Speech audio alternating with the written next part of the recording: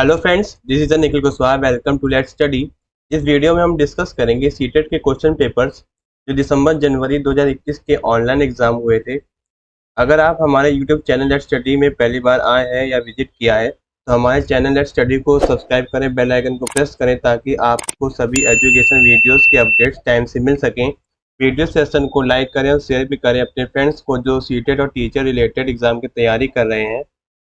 तो friends, video session को start करते हैं। तो आज हम लोग वीडियो में डिस्कस करेंगे ईवीएस के 15 पेडागोजी के क्वेश्चंस जो सीटेट ऑनलाइन एग्जाम 2021 में पूछे गए थे। तो आज हम 21 दिसंबर 2021 के पेपर 1 के ईवीएस ईवीएस के पेडागोजी के 15 क्वेश्चन सॉल्व करेंगे जो 21 दिसंबर 2021 को सीटेट एग्जाम में पूछे गए थे। चलिए आइए डिस्कस करते हैं। ये है हमारा 21 दिसंबर 2021 का ईवीएस का पार्ट, और आज हम लोग ईवीएस के पेडागोजी के 15 क्वेश्चन सॉल्व करेंगे। ईवीएस के 15 पेडागोजी क्वेश्चन सॉल्व करेंगे। हमारा पहला क्वेश्चन है क्वेश्चन नंबर 76। हम आपको बता दें जो सीटेट पेपर 1 में जो ईवीएस का जो पार्ट होता है वो 30 मार्क्स का होता है, जिसमें 15 मार्क्स कंटेंट बेस्ड क्वेश्चंस होते हैं और 15 क्वेश्चंस होते हैं पेडागोजी बेस्ड। और आज हम लोग 15 पेडागोजी क्वेश्चंस करेंगे ईवीएस पार्ट के और 21 दिसंबर 2021 के। चलिए सॉल्व करते हैं। और हमारा पहला क्वेश्चन है question number 76। Which of the following is the objective of teaching EVS at the primary level? निम्नलिखित में से क्या प्राथमिक स्तर पर पर्यावरण अध्ययन शिक्षण का उद्देश्य है? आपके ऑप्शन है to develop an awareness about environmental issue, to develop quantities skills among the children, to develop only psychomotor skills of children, to prepare children for specialized studies। यानी कि पर्यावरण मुद्दों पर जागरूकता का विकास करना, ये बिल्कुल करेक्ट है। बच्चों में संज्ञानात्मक कौशलों का विकास करना, ये रॉन्ग होगा। बच्चों में सिर्फ सत्यात्मक कौशलों का विकास करना, ये भी गलत है। बच्चों को विशेषज्ञ अध्ययन के लिए तैयार करना, ये भी आपका ऑप्शन गलत है। तो क्वेश्चन नंबर 76 का आंसर हो गया फर्स्ट, पर्यावरणीय मुद्दों पर जागरूकता का विकास करना। चलिए अब हम लोग डिस्कस करते हैं डिटेल में। पर्यावरण अध्ययन जो है, इसमें पर्यावरण और उनकी विशेषताओं का अध्ययन शामिल है। यह पर्यावरण और उस पर मानव जीवन के प्रभाव को समझाने की दिशा में एक दृष्टिकोण प्रदान करता है। प्राथमिक स्तर पर पर्यावरण अध्ययन शिक्षण के निम्नलिखित कुछ उद्देश्य हैं। बच्चों को प्राकृतिक, सामाजिक और सांस्कृतिक वातावरण के बीच संबंधों का पता लगाने समझने का तरीका सीखना चाहिए। बच्चों की जिज्ञासा और सृजनात्मक को विशेष रूप से लोगों और कलाकृतियों से प्राकृतिक वातावरण के बारे में विकसित करना चाहिए। जो पर्यावरण मुद्दे हैं, पर्यावरण मुद्दों पर जागरूकता का विकास करना चाहिए। यही है हमारा पहला ऑप्शन करेक्ट। ऐसा इसलिए क्योंकि अवलोकन करना, वर्गीकरण करना, अनुमान आदि के माध्यम से बुनियादी संज्ञानात्मक और मनोप्रेरणा कौशल हासिल करने के लिए बच्चों को खोजपूर्ण और व्यवहारिक गतिविधियां शामिल होनी चाहिए। और प्रक्रिया कौशल का विकास जैसे अवलोकन करना, समूह बनाना, मापन, संचार करना और पढ़ना। और सीखने की प्रक्रिया में बच्चों का समर्थन क्या होता है, ये हम लोग प्राइमरी लेवल में पढ़ते हैं। या फिर ये किसके स्तर पर है? प्राथमिक स्तर पर पर्यावरण अध्ययन शिक्षण के उद्देश्य हैं। चलिए अब आगे बढ़ते हैं। Question number 77, class 5 chapter a seed tale farmer story begin with the key question like who produce the food we eat। the key question आपके ऑप्शंस हैं triggers the children thinking the new direction, support children to learning process, support children to develop memory based skills, support teacher in maintaining discipline in class। चलिए अब हम लोग हिंदी में समझते हैं। कक्षा 5 का पाठ किसानों की कहानी। बीज की जुबानी शुरू होती है। मुख्य प्रश्न के द्वारा जैसे जो भोजन हम खाते हैं उनको कौन पैदा करता है? आपके मुख्य प्रश्न बच्चों की सोच को नई दिशाओं में लेकर जाती है। बच्चों की सोच की जो नई दिशाएं हैं, नई दिशाओं में लेकर जाती हैं। बच्चों की सीखने की प्रक्रिया में सहायता करती हैं। ये भी करेक्ट होगा, ये भी करेक्ट होगा। बच्चों की स्मरणीय आधारित कौशल के विकास में सहायता करती है, इसमें कोई मदद नहीं करता है। कोई भी आधारित स्मरण आधारित कौशल का विकास में नहीं होता है, कोई भी सहायता नहीं करता है। शिक्षक को कक्षा में अनुशासन बनाए रखने में सहायता करती है। तो ये तो बिल्कुल ही रॉन्ग हो गया। तो आपका ऑप्शन क्या हो गया, क्वेश्चन नंबर 77 का फर्स्ट।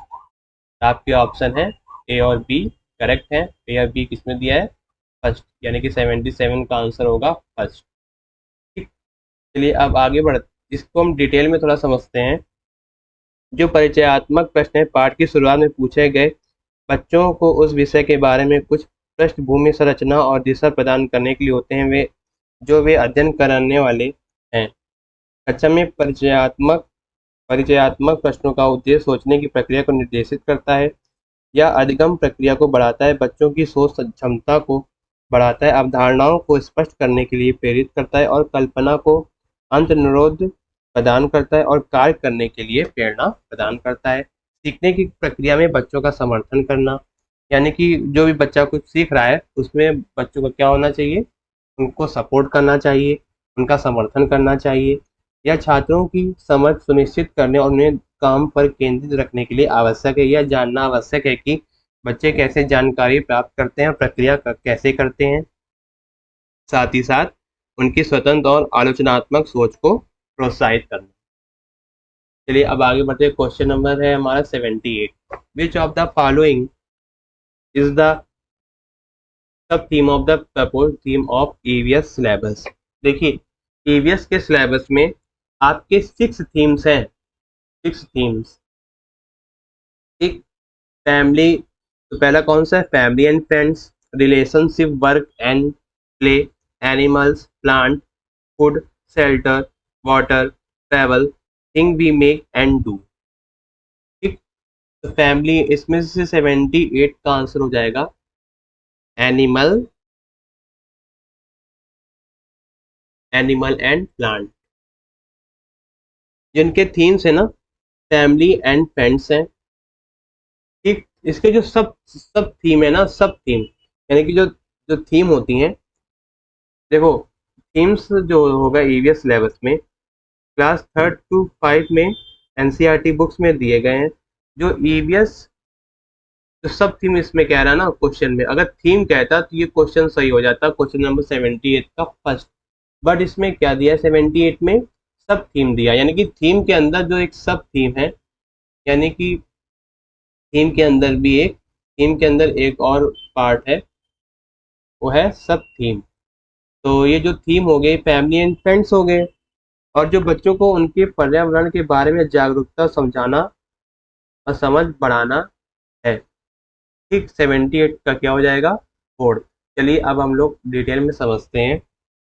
जो ईवीएस शिक्षण और अधिगम का मुख्य उद्देश्य है बच्चों को उनके पर्यावरण के बारे में जागरूक करना और जागरूकता और समझ बढ़ाना, सामाजिक अध्ययन, विज्ञान और पर्यावरण शिक्षा में मुद्दों का एक सामान्य अंतराफलक प्रदान करने वाले विषयों के लिए एक बाल केंद्रित दृष्टिकोण का उपयोग करके ईवीएस की पाठचर्या को बनाया गया है। ईवीएस पाठचर्या में विषय वस्तु कक्षा 3rd से लेकर 5 कक्षा के लिए एनसीईआरटी पाठचर्या को नीचे सूचीबद्ध 6 मुख्य विषयों के रूप में नियोजित किया गया है। परिवार एवं मित्र, ये थीम है। थीम के कुछ उप थीम हैं जो विभाजित किए गए हैं, जैसे परिवार एवं मित्र, संबंध, कार्य और खेल, जानवर, पौधे, भोजन, आश्रय, पानी, यात्रा, चीजें जो हम बनाते हैं और करते हैं।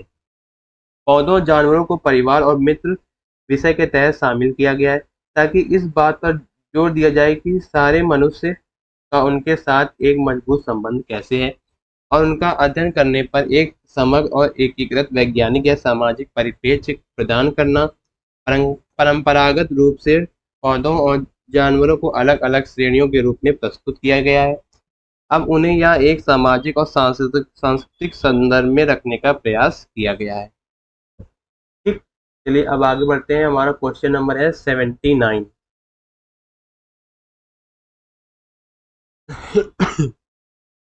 Sorry, in an EVS meaningful learning can not be provided by, यानी कि पर्यावरण अध्ययन में सार्थक पूर्ण सीखना निम्नलिखित में से किसके द्वारा नहीं हो सकता है। Stories and narrative, opportunity to children to explore their environment, asking the question at the beginning of each sub-theme, involving children in memory-based learning। चलिए हिंदी में समझते हैं। आपके हिंदी में ऑप्शन दिए हैं, किस्से और कहानियों द्वारा बच्चों को अपने पर्यावरण को खोजने के अवसर देकर, प्रत्येक उपकरण के प्रारंभ में मुख्य प्रश्नों को पूछकर, बच्चों को स्मरण आधारित सीखने में शामिल करके। तो 79 का क्या हो जाएगा आंसर? फोर्थ। चलिए अब हम लोग इसको डिस्कस करते हैं डिटेल में। जो ईवीएस अधिगम है, सार्थक पूर्ण बनाने के लिए कुछ विधियां दी गई हैं। प्रत्येक उप विषय की शुरुआत में कुछ प्रश्न पूछना, किस्से और कहानी सुनना और बच्चों को व्यवहारिक गतिविधियों में शामिल करना आसानी आसानी से उपलब्ध कराता है। अपने पर्यावरण का पता लगाने के अवसर प्रदान करना। ठीक। इसमें जो नहीं है, जो नहीं हो सकता, किस्से और कहानियां हाँ हो सकता है। बच्चों को अपने पर्यावरण को खोजने के अवसर देकर, यानी कि जो बच्चे हैं अपने पर्यावरण को खोजें और उनमें पता लगाएं कि हमारे पर्यावरण में कौन कौन सी चीजें या कौन कौन से अ, वस्तुएं पाई जाती हैं। जैसे बायोटिक कौन से कंपोनेंट्स पाए जाते हैं, वो पर्यावरण को खोजने के अवसर दें। और प्रत्येक उपकरण के प्रारंभ में मुख्य प्रश्नों को पूछकर, यानी कि कुछ भी उपकरण को प्रारंभ करने के लिए कुछ प्रश्न पूछे जाएं। जैसे कंप्यूटर है, कंप्यूटर को जब जब स्टार्ट किया यानी कि समझाया जाए तो उसके बारे में कुछ क्वेश्चन पूछे कि आपका जो कंप्यूटर है कैसे स्टार्ट होता है और कैसे हम लोग उसका यूज़ करते हैं। ठीक। बच्चों को स्मरण आधारित सीखने में शामिल करना, यानी कि जो बच्चों का स्मरण आधारित है, सीखने में बहुत ही उसका कम काम करता है। ठीक। बच्चों में जो मेमोरी बेस्ड लर्निंग है वो कुछ ही समय तक रहती है, फिर वो बच्चे क्या करते हैं, जब उनकी एज बढ़ती है तो वो प्रतिदिन उसको भूल जाते हैं। तो इनमें से किसके द्वारा नहीं हो सकता? बच्चों को स्मरण आधारित सीखने में शामिल करके। चलिए अब आगे बढ़ते हैं। हमारा क्वेश्चन है 80, EVS is based on which of the following principle of learning, यानी कि निम्नलिखित में से कौन से सीखने के सिद्धांत पर पर्यावरण अध्ययन आधारित होता है। आपके ऑप्शन है concrete to abstract, abstract to concrete, global to local, unknown to known. यानी कि जो आपका अधिगम है, पर्यावरण अध्ययन के आधार पर हम लोग देख सकते हैं। तो आपका जो आंसर होगा इसका, आपके ऑप्शन है अमूर्त से अमूर्त तक, अमूर्त से मूर्त तक, वैश्विक से सामान्य और अज्ञात से ज्ञात तक। तो आपका करेक्ट ऑप्शन होगा 80 का फर्स्ट, यानी कि कॉन्क्रीट टू एब्स्ट्रैक्ट। ऐसा क्यों है? चलिए अब हम लोग इसको डिटेल में समझते हैं। तो 80 का क्या हो जाएगा आंसर आपका? 80 का फर्स्ट। चलिए अब हम लोग इसको डिटेल में समझते हैं। जो अधिगम का सिद्धांत है ना, अधिगम के सिद्धांत अधिगम को अधिक व्यवहारिक और सार्थक बनाने के लिए एक आधार के रूप में कार्य करते हैं। ये व्यवहारिक और व्यापक शिक्षण नियम हैं जो कार्रवाई के नियम की पुष्टि करते हैं। अधिगम के सिद्धांत जिनका ईवीएस से अनुसरण किया जाता है। तो मूर्त से अमूर्त, बच्चों के लिए अमूर्त अवधारणाओं को समझना बहुत ही कठिन होता है। नतीजन शिक्षकों को उन मूर्त चीज़ों के बारे में पढ़ाना चाहिए या शुरू करना चाहिए जिन्हें हम देख सकते हैं और छू सकते हैं। शिक्षक अमूर्त अवधारणाओं की कल्पना करने में छात्र की मदद करने के लिए मॉडल, फोटो और अन्य दृश्य सहायक सामग्रियों को प्रदर्शित करके उनके रणनीतियों को नियोजित करते हैं। ठीक। ये आपका हो गया मूर्त से अमूर्त तक। ठीक। चलिए अब आगे बढ़ते हैं। Question number 81, which of the following should not be a characteristics of EVS, यानी कि निम्नलिखित में से कौन सा पर्यावरण अध्ययन का गुण नहीं होना चाहिए। It is an integrated subject area, यह एक एकीकृत विषय क्षेत्र नहीं, एकीकृत क्षेत्र विषय नहीं है। इट इज अ कॉन्टेक्सचुअल, यह संदर्भित है नहीं। It is a child centre ना, ये भी करेक्ट है, करेक्ट नहीं होगा। फोर्थ है आपका, it is a single subject area, यानी कि यह एक विषय क्षेत्र है। हाँ, ये एक विषय, ये एक सब्जेक्ट है क्या? ईवीएस, यानी कि नॉट के अकॉर्डिंग, यानी कि निम्नलिखित में से कौन सा पर्यावरण अध्ययन का गुण नहीं होगा। तो ये एक इंटीग्रेटेड सब्जेक्ट एरिया है क्वेश्चन के अकॉर्डिंग। लेकिन क्वेश्चन के अकॉर्डिंग ये क्या है? है ये ऑप्शन गलत है, क्योंकि नॉट लगा है ना, नॉट। आप सबसे पहले जो क्वेश्चन पढ़ेंगे, सबसे पहले ये आप देखेंगे कि उसमें क्वेश्चन में क्या कह रहा है। अगर नॉट लगा है तो उसका जो क्वेश्चन का मतलब होता है, जो आपके ऑप्शन दिए होते हैं जो सही होते हैं अकॉर्डिंग टू उनके कैरेक्टरिस्टिक्स के अकॉर्डिंग, अगर वो सही, अगर नॉट लगा है तो जो उनके कैरेक्टरिस्टिक्स हैं ईवीएस के, नॉट के अकॉर्डिंग क्या हो जाएंगे, गलत हो जाएंगे। और जो नॉट के अकॉर्डिंग सही है वही आपका ऑप्शन सही हो जाएगा, यानी कि नेगेटिव टैग वर्ड्स। ठीक, नेगेटिव टैग वर्ड्स, कुछ नेगेटिव टैग वर्ड्स होते हैं। ठीक है, तो it is a single subject area, ये एक सिंगल सब्जेक्ट एरिया नहीं है, क्योंकि जो ये ईवीएस है ना, ईवीएस जो है साइंस का भी पार्ट है।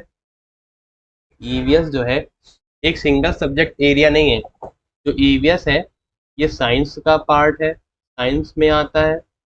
ठीक, और इसमें कवर होता है आपका एसएसटी यानी कि सोशल स्टडीज। ठीक, ये दोनों का एक कॉम्बिनेशन है, तो दोनों कॉम्बिनेशन से मिलकर क्या बना है, इन्वायरमेंटल स्टडीज। ठीक, तो अब चलिए डिस्कस में थोड़ा बहुत समझते हैं। जो पर्यावरण हमारा जो सब्जेक्ट है यानी विषय है, पर्यावरण अध्ययन प्राकृतिक और मानव निर्मित विषय के व्यवस्थित अध्ययन को संदर्भित करता है।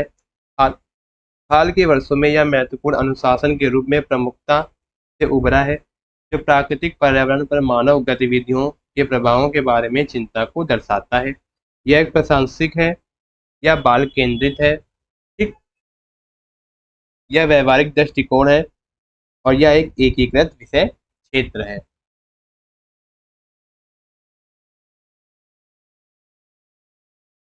ये एकीकृत विषय क्षेत्र नहीं होगा। ठीक, यानी कि क्या है, यह एक एकीकृत विषय क्षेत्र है, ना कि यह एक विषय क्षेत्र नहीं है। ये क्या है, यह एक एकीकृत विषय क्षेत्र है। ठीक, चलिए अब आगे बढ़ते हैं। हमारा क्वेश्चन नंबर है 82। An EVS teacher facilitates children in the conduction of experiment related to how does the food get spoiled, which of the following will not be process based learning objective of their experiment। यानी कि भोजन किस प्रकार से खराब होता है, इससे संबंधित प्रयोग के संचालन में एक पर्यावरण अध्ययन का शिक्षक बच्चों की सहायता करता है। निम्नलिखित में से क्या प्रयोग में प्रक्रिया आधारित सीखने का उद्देश्य नहीं होगा। तो इसमें जो आपका होगा, आपके ऑप्शंस हैं ऑब्जर्विंग एंड रीडिंग, अवलोकन और सूचना दर्ज करना, विश्लेषण करना, प्रयोग करना और स्मरण करना।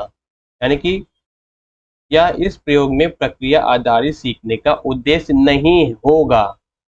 तो 82 का आंसर हो जाएगा आपका स्मरण करना, यानी कि रिमेम्बरिंग। 82 का क्या हो जाएगा, फोर्थ। ऐसा इसलिए होगा क्योंकि कुछ प्रयोगशालाओं में एक वैज्ञानिक प्रक्रिया करने या कुछ निर्धारित करने के लिए नए विचार विधियों या गतिविधियों को नए नए गतिविधियों की प्रक्रिया को संदर्भित करता है। प्रयोगों के अधिगम उद्देश्य जो है अवलोकन और सूचना दर्ज करना। प्रयोग करने से बच्चे अवलोकन कौशल विकसित करेंगे और बच्चे अपने आसपास के अप्रत्याशित चीजें देख पाएंगे जो उनकी जिज्ञासा को नए प्रयोग के लिए प्रेरित कर सकती है। फिर होगा आपका विश्लेषण, फिर होगा आपका प्रयोग। बच्चों के बौद्धिक विकास में प्रयोग बहुत ही महत्वपूर्ण भूमिका निभाते हैं और उन्हें नए अन्वेषणों और स्पष्टीकरणों में संलग्न करने के लिए व्यवहारिक गतिविधियों में शामिल करते हैं। यह खोज और अधिगम को बढ़ावा देता है। ठीक, ये है हमारा क्वेश्चन नंबर 82। अब आगे बढ़ते हैं question number 83। Which of the following will not be effective resource for the children to construct knowledge in EVS। यानी कि निम्नलिखित में से क्या पर्यावरण अध्ययन में बच्चों के लिए ज्ञान की रचना के लिए प्रभावशाली संसाधन नहीं होगा। तो आपके ऑप्शन है रियल लाइफ इंसिडेंट्स, यानी कि वास्तविक जीवन की कुछ घटनाएं हैं, समुदाय सदस्य हैं, कक्षा की चार दीवारी हैं। ठीक, ये आपकी गलत हो जाएगी। वास्तविक जीवन की घटना है। कौन से प्रभावशाली संसाधन ये होंगे, यानी कि बच्चों पर कौन सा ऐसा प्रभावशाली संसाधन है जो उन पर प्रभावित नहीं होगा, या यानी कि प्रभावशाली संसाधन नहीं होगा उनके लिए। तो वास्तविक जीवन की अगर घटनाओं से अगर उनको प्रेरित कराते हैं, तो जो टॉपिक हम लोग समझाते हैं ईवीएस में, तो उनको समझ में आ जाता है। लेकिन प्रभावशाली संसाधन नहीं होगा, तो ये आपका गलत होगा। ये होगा लेकिन संसाधन नहीं होगा, नहीं है ना, नो, नॉट, नॉट लगा है, तो नॉट के अकॉर्डिंग क्या हो जाएगा, ये ऑप्शन गलत हो जाएगा। ठीक। समुदाय सदस्य, ये भी आपका गलत हो जाएगा, लेकिन ये प्रभावशाली संसाधन होगा। कक्षा की चार दीवारी, यानी कि जो ज्ञान है बच्चों को कहाँ मिल रहा है, कक्षा की चार दीवारी में नहीं मिलता है। ये जो ज्ञान है, ज्ञान आप क्या कर सकते हो, चार दीवार, कक्षा की चार दीवारी में आप प्राप्त नहीं कर सकते हो। आप कहीं भी, यानी कि कुछ भी सीख कर आप उसका ज्ञान प्राप्त कर सकते हो। ठीक, यानी कि वास्तविक जीवन की कुछ घटनाएं ऐसी होती हैं जो विषय वस्तु की वास्तविक जीवन की घटनाओं से जोड़ने से बच्चों को अपने तत्काल वातावरण में अनुभव के साथ संबंध स्थापित करती हैं और अपने स्वयं के ज्ञान और समझ का निर्माण करने में मदद मिलती है। ठीक। कक्षा के चार दीवारी तक ज्ञान नहीं होता है, यानी कि ज्ञान की जो रचना है, प्रभावशाली संसाधन, ये नहीं होगा। ठीक। बट ये नहीं होगा, तो ये नहीं होगा हिसाब अकॉर्डिंग, ये आपका ऑप्शन सही है। बच्चों के लिए स्थानीय संसाधनों का उपयोग करना, यानी कि जहाँ बच्चे हैं, मतलब लोकल रिसोर्सेज का यूज़ वहाँ पे होगा, यानी कि बच्चों के स्थानीय संसाधनों का वहाँ पर उपयोग होगा। तो ये आपका होगा आंसर, ये ऑप्शन आपका करेक्ट होगा। तो जो इसमें 83 में जो ऑप्शन है, सी करेक्ट है, और कौन सा करेक्ट है, डी करेक्ट है। तो डी और कहाँ है, ऑप्शन थर्ड, केवल सी एंड डी। तो 83 का आंसर क्या होगा, थर्ड। चलिए अब थोड़ा इसको हम डिटेल में समझते हैं। जो शिक्षण संसाधन है, एक गतिविधि सामग्री है जिसे अधिगम और ज्ञान प्राप्ति के लिए सुविधाजनक बनाने में मदद करने के लिए बनाया गया है। समुदाय के सदस्य वास्तविक जीवन की कुछ घटनाएं, स्थानीय संसाधनों का उपयोग करना, जैसे कि ईवीएस कक्षाओं में स्थानीय संसाधन जैसे पत्तियां हैं, पौधे हैं, चट्टानें हैं, लकड़ी आदि का उपयोग करने में छात्रों की भागीदारी को प्रोत्साहित किया जा सकता है और कठिन कठिन अवधारणाओं को समझने में मदद मिल सकती है। ठीक, चलिए अब आगे बढ़ते हैं। 84, which of the following strategy an EVS teacher meaningfully translate the topic wall tells stories of class 5, यानी कि निम्नलिखित में से कौन सा युक्तियों के द्वारा कक्षा 5 के उप विषय बोलती इमारतें एवं एक पर्यावरण अध्ययन के शिक्षक के द्वारा अर्थपूर्ण तरीके से संपादित की जा सकती है। तो आपके ऑप्शन है मानचित्र और चित्र, और व्याख्यान और चर्चा, सर्वे के संचालन उपरांत उस पर चार्ट, बच्चों को नारे लिखने को कहना। ये आपका ऑप्शन बिल्कुल करेक्ट नहीं होगा, डी ऑप्शन गलत हो जाएगा आपका। तो 84 का ऑप्शन होगा आपका ए सही होगा, मानचित्र और चित्र, और सर्वे, जो सर्वे होता है क्लास में, सर्वे के संचालन उपरांत उस पर चर्चा करना। व्याख्या और चर्चा आपका गलत होगा। तो इसमें कौन सा होगा आंसर, इसमें ऑप्शन कौन सा सही होगा, ए और सी, यानी कि 84 का आंसर हो जाएगा फर्स्ट, केवल ए और सी फर्स्ट हो जाएगा आंसर इसका। चलिए थोड़ा अब इसको हम डिटेल में समझते हैं। जो शिक्षण रणनीतियां हैं, शिक्षक द्वारा बच्चों को अधिगम की प्रक्रिया में सहायता करने के लिए अपनाई गई विधियां हैं। बोलती इमारतें विषय पर कार्य करने की रणनीतियां, मानचित्र और चित्र, शिक्षक को गोल कुंडा किले के मानचित्र को पढ़ने और कुछ विरासत भवनों की तस्वीरें साझा करने में छात्रों को शामिल करना चाहिए। इस गतिविधि से बच्चे मानचित्र के महत्व को समझ सकेंगे। सर्वेक्षण के संचालन उपरांत उस पर चर्चा करना, यानी कि छात्रों को अपने घर के आसपास पुरानी इमारतों या स्मारकों के बारे में जानकारी एकत्र करके एक एल्बम तैयार करने के लिए सिक्के, टिकट, चित्र या तस्वीरें एकत्र करने के लिए प्रोत्साहित किया जाना चाहिए, ताकि बच्चा कुछ बोलती इमारतों या फिर कुछ बोलती इमारतों के कुछ शिक्षण रणनीतियों से उसको ज्ञान मिल सके। ठीक। चलिए अब आगे बढ़ते हैं। क्वेश्चन नंबर 85 है आपका, anecdotal records of learning process of the children is based on, यानी कि बच्चों के सीखने के प्रति प्रगति के वर्णन अभिलेख आधारित है। आपके ऑप्शन है oral technique, project technique, observation technique, fourth है असाइनमेंट टेक्निक, यानी कि मौखिक तकनीक पर, प्रोजेक्ट तकनीक पर, अवलोकन तकनीक पर और अधिन्यास तकनीक पर। तो 85 का आंसर हो जाएगा आपका अवलोकन तकनीक पर, यानी कि ऑब्जर्वेशन टेक्निक। चलिए अब इसको हम थोड़ा डिटेल में समझते हैं।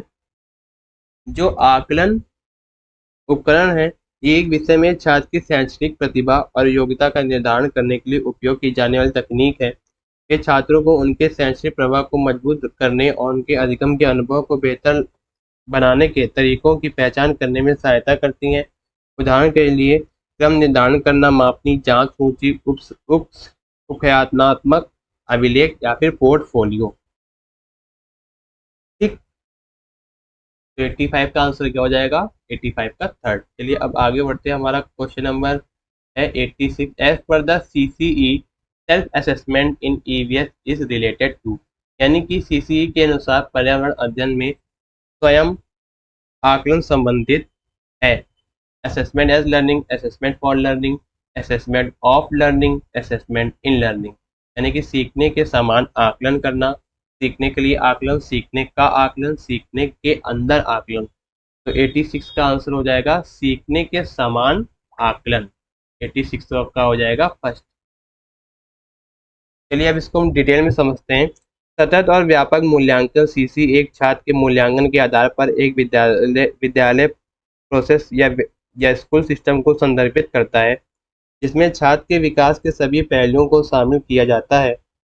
इसी के अनुसार स्वयं आकलन उनकी पहचान के महत्वपूर्ण पहलुओं का आकलन करने के लिए स्वयं की जांच करने की प्रक्रिया है। सतत और व्यापक मूल्यांकन सीसी के अनुसार अधिगम के रूप में आकलन द्वारा स्वयं आकलन और सहकर्मी आकलन के अवसर पर उत्पन्न होते हैं। अधिगम के रूप में आकलन तब होता है जब छात्र अपने स्वयं को मूल्यांकन करता होते हैं या मूल्यांकन करता होते हैं। इस प्रक्रिया में शिक्षक और छात्र अधिगम आकलन और अधिगम की प्रगति के मानचित्र का सह निर्माण करते हैं।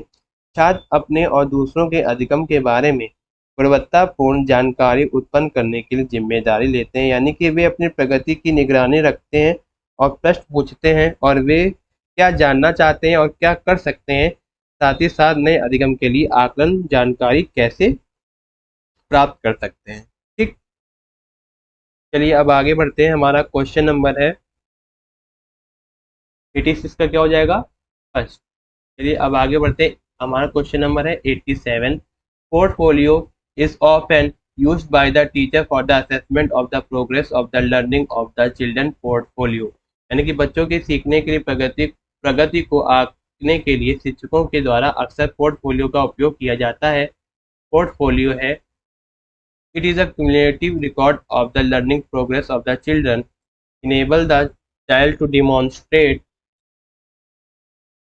ये भी आपका करेक्ट है, enable the child to demonstrate his her own work to others is only statement regarding the attendance of the children in a year in a school। ये आपका गलत हो जाएगा, यानी कि ये क्या है? अटेंडेंस रजिस्टर नहीं है, portfolio. enable the children to become active participant in the learning and assessment, ये भी आपका करेक्ट हो जाएगा। चलिए अब हम लोग इसको समझते हैं हिंदी में। बच्चों के सीखने की प्रगति का एक संचय अभिलेख है। हाँ, ये एक अभिलेख है और बच्चों द्वारा अपने कार्य को प्रदर्शित करने में समर्थ बनाता है। हाँ, बिल्कुल बनाता है। सिर्फ एक वर्ष में बच्चों के स्कूल में उसकी उपस्थिति से संबंधित एक कथन है, ये बिल्कुल ही ऑड है, ऑड ऑप्शन है। ठीक, ये बिल्कुल गलत है। बच्चों को सीखने और आकलन में सक्रिय भागीदारी बनाने में समर्थ करता है। हाँ, ये बिल्कुल सही है। तो इसमें जो ऑप्शन होगा ए सही होगा, बी सही होगा और कौन सा होगा? डी सही होगा। तो आपका ऑप्शन हो जाएगा 87 का fourth, A, B and D. चलिए अब इसको हम डिटेल में समझते हैं कि आकलन क्या होता है, पोर्टफोलियो क्या होता है। जो आकलन होता है, आकलन या छात्र के अधिगम की क्षमता और कमियों को बेहतर ढंग से समझने के लिए डेटा प्राप्त करने की प्रक्रिया को संदर्भित करता है। यह विद्यालय में छात्रों के अधिगम के माहौल का एक महत्वपूर्ण भाग है। आकलन उपकरण या उन सामग्रियों को संदर्भित करता है जो आकलन की चुनी हुई विधि के लिए डेटा एकत्र करने के लिए मदद करती है, ताकि यह निर्धारित किया जा सके कि एक नियोजित शिक्षण परिणाम प्राप्त किया जा सके या नहीं किया गया है। उदाहरण के लिए पोर्टफोलियो क्रम निर्धारित मापनी, दत्त कार्य, प्रश्नोत्तरी और प्रतियोगिताएं आदि हैं। पोर्टफोलियो या समय की अवधि में छात्रों के कार्य का एक संग्रह है जिसका उपयोग अधिगम और आकलन के लिए एक प्रभावी उपकरण के रूप में प्रदर्शित करने के लिए किया जाता है। यह दिन प्रतिदिन का कार्य या शिक्षार्थी के सर्वोत्तम कार्य का चयन को हो सकता है या सर्वोत्तम कार्य का चयन हो सकता है। इनका उपयोग बच्चों के कौशल को दूसरों के सामने प्रदर्शित करने के लिए किया जाता है या छात्रों को उनकी अधिगम की प्रक्रिया के लिए स्वामित्व तथा जिम्मेदारी लेने के लिए किया जाता है। ठीक, चलिए अब हम लोग आगे बढ़ते हैं। Question number 88। Sensitive issue in areas like gender discrimination can be meaningfully transacted for the children by, यानी कि पर्यावरण अध्ययन में बच्चों के लिए संवेदनशील मुद्दों पर जैसे लिंग भेद का अर्थपूर्ण संपादन किया जा सकता है।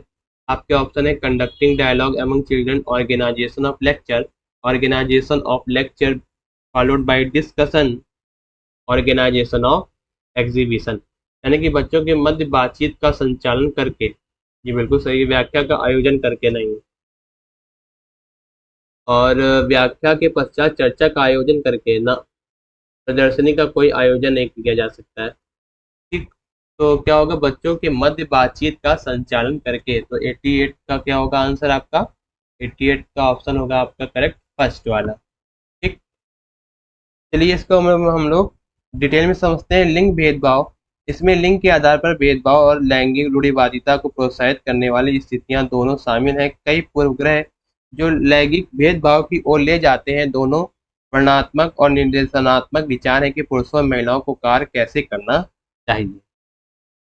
ठीक, जो लैंगिक संवेदनशीलता है या उस व्यवहार को संदर्भित करती है कि जिसके द्वारा पुरुषों और महिलाओं के बीच के अंतरों को समझने और स्वीकार करने के लिए भेदभाव से बचा जा सके। चलिए अब हम लोग आगे बढ़ते हैं। तो हमारा क्वेश्चन नंबर है 89। विच of the following easily suited for the assessment of children in EVS, यानी कि निम्नलिखित में से कौन सा पर्यावरण अध्ययन में बच्चों के आकलन के लिए सबसे कम युक्त है। तो इसमें आपके ऑप्शन दिए गए हैं close ended question, open ended question, elaborate question, creative question, यानी कि बंद उत्तर वाले प्रश्न, मुक्त उत्तर वाले प्रश्न, विस्तारित प्रश्न और सृजनात्मक प्रश्न। तो 89 का क्या हो जाएगा आपका फर्स्ट, बंद उत्तर वाले प्रश्न, यानी कि क्लोज इंडेड क्वेश्चंस। तो 89 का आंसर क्या होगा आपका फर्स्ट। चलिए अब हम लोग डिटेल में समझते हैं कि जो आकलन होता है यह छात्रों के अधिगम और विकास को बढ़ाने के लिए जानकारी का उपयोग करके एकत्रित करने की प्रक्रिया है। आकलन उपकरण के रूप में कुछ प्रश्न हैं, बच्चे क्या जानते हैं, क्या सोचते हैं और क्या महसूस करते हैं, यह निर्धारित करने के लिए ये सबसे अधिक लागू आकलन उपकरण है। बच्चों से व्यवहारिक प्रश्न पूछना उनके कौशल को बढ़ाने में मदद करने के लिए एक महत्वपूर्ण भाग है। जैसे मुक्त अंत वाले प्रश्न, विस्तृत प्रश्न हो गए, और मुक्त अंत वाले प्रश्न होते हैं। ये ऐसे प्रश्न हैं जिनके लिए लंबी प्रतिक्रिया की आवश्यकता नहीं होती है। विस्तृत प्रश्न, ये प्रश्न छात्रों में सोचने की क्षमता पैदा करते हैं और उन्हें अपने चिंतन के दायरे को व्यापक बनाने में मदद करते हैं। सृजनात्मक प्रश्न होते हैं या अधिगम को प्रोत्साहित करने में मदद करते हैं। 89 का क्या हो गया आपका आंसर, 89 का फर्स्ट। चलिए अब हम लोग आगे बढ़ते हैं। हमारा लास्ट क्वेश्चन है ईवीएस के पेडागोजी के 15 क्वेश्चन का लास्ट क्वेश्चन है, question number 90। Which of the following should be indicator for the assessment in EVS, यानी कि निम्नलिखित में से क्या पर्यावरण अध्ययन में आकलन का संकेतक होना चाहिए। तो आपके ऑप्शन है cooperation, remembering, paper pencil test और टेक्स्ट बुक, यानी कि निम्नलिखित में से क्या पर्यावरण अध्ययन में आकलन का संकेतक होना चाहिए। सहयोग, आपके ऑप्शन है सहयोग, स्मरण करना, पेपर पेंसिल परीक्षण, और पाठ्य पुस्तकें। तो आपका ऑप्शन हो जाएगा 90 का फर्स्ट, यानी कि कॉपरेशन यानी कि सहयोग। चलिए अब हम लोग इसको डिस्कस करते हैं डिटेल में। जो एक आकलन है, आकलन एक छात्र की प्रगति पर उपयोगी डेटा एकत्र करने की एक प्रक्रिया है। यह शिक्षण अधिगम की प्रक्रिया के एक महत्वपूर्ण पहलू है। यानी कि आकलन केवल प्रशिक्षण के एक साधन से कहीं अधिक है। या छात्र कितनी अच्छी तरह से सीख सकते हैं, या इस छात्र ने किस तरीके से सीखा है और कैसे सीखा है। आकलन संकेतक शब्द प्रगति के एक संकेतक को संदर्भित करता है जो बच्चों की आवश्यकता या आवश्यक क्षमताओं और कौशल की पहचान करता है तो इच्छित परिणाम की ओर ले जाएगा। ईवीएस में आकलन के लिए संकेतक में से निम्न शामिल है: प्रयोग, प्रश्न करना, चर्चा, व्याख्या करना, अभिव्यक्ति, सहयोग और अवलोकन करना और विवरण करना। विवरण करना का मीन्स होगा जानकारी एकत्र करना, यानी कि जानकारी इकट्ठा करना। विवरण देखना, चित्र, मानचित्र, तालिका आदि पढ़ना। वर्गीकरण, न्याय या समानता की चिंता, यानी कि असमानताओं के प्रति जागरूक, वंचितों के प्रति संवेदनशीलता या संवेदनशील होना। ये थे आपके ईवीएस के पेडागोजी के 15 क्वेश्चंस और ईवीएस के 15 पेडागोजी क्वेश्चंस यहीं पर ही फिनिश होते हैं, यानी खत्म होते हैं। आई होप आपको वीडियो पसंद आया होगा, डिस्कशन पूरा पसंद आया होगा। या ईवीएस का पेडागोजी जो 15 क्वेश्चंस हैं, यानी कि ये जो क्वेश्चन पेपर है, ये जो क्वेश्चन पेपर है जो हमने बहुत ही डिटेल में डिस्कस किया है।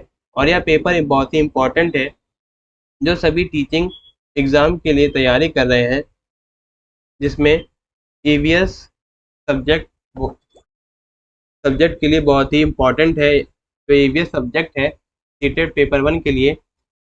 ये जो क्वेश्चंस हैं आपके पेपर 1 में आ सकते हैं। जो लोग टीचिंग एग्जाम्स या टीचिंग से रिलेटेड टीचिंग एग्जाम की तैयारी कर रहे हैं तो वीडियो को लाइक करिए और शेयर भी करते हैं। और वीडियो अच्छा लगा हो और पसंद आ रहा हो तो हमारे चैनल लेट्स स्टडी को सब्सक्राइब करें, बेल आइकन को प्रेस करें ताकि सभी लेटेस्ट वीडियो के अपडेट्स आपको टाइम से मिल सकें। This was the Nikhil Kushwaha. Thank you guys, thank you watching my videos and my YouTube channel. मिलते हैं अगले वीडियो में जिसमें हम लोग डिस्कस करेंगे सीटेट एग्जाम के नेक्स्ट क्वेश्चन पेपर सॉल्व करेंगे। All the very very best for the CTET July exam 2023। Thank you, धन्यवाद।